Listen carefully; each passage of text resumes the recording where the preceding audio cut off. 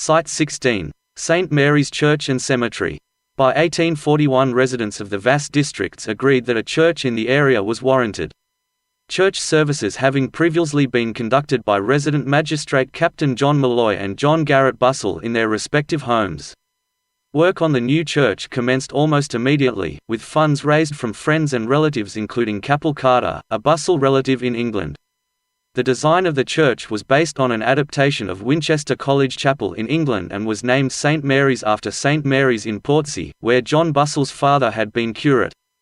Local settlers quarried limestone for the walls, hand-cut jarrah for the rafters, arches, pews and timber shingles.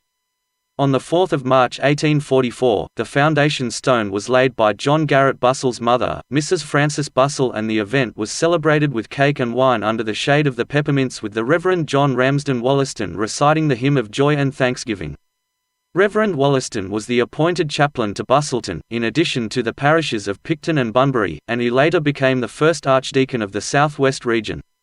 St. Mary's Anglican Church represents the Victorian Gothic Revival style, with the original building being completed and consecrated in 1848. The rectory was built in 1897.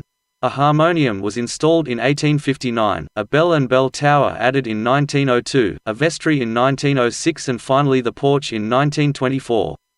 The altar and pews used by the early worshippers are still in use today. Between 1958 and the 1970s, stained glass replaced the plain glass windows previously donated to the church. The stained glass windows were largely donated by parishioners, those in the nave featuring events in the life of St. Mary. In the porch can be seen 3 windows depicting the 6 dioceses through which St. Mary's was successively administered. The graveyard at St. Mary's, which, like the church, is heritage listed, contains the graves of many of the original settlers of the district and as such provides a strong social and historical link with the story of Busselton. Moreover, the visible graves represent, only in small part, the number of people buried in the cemetery. Today it is a closed cemetery, but the memorial wall and rose garden provide a strong sense of place and a restful sanctuary for a busy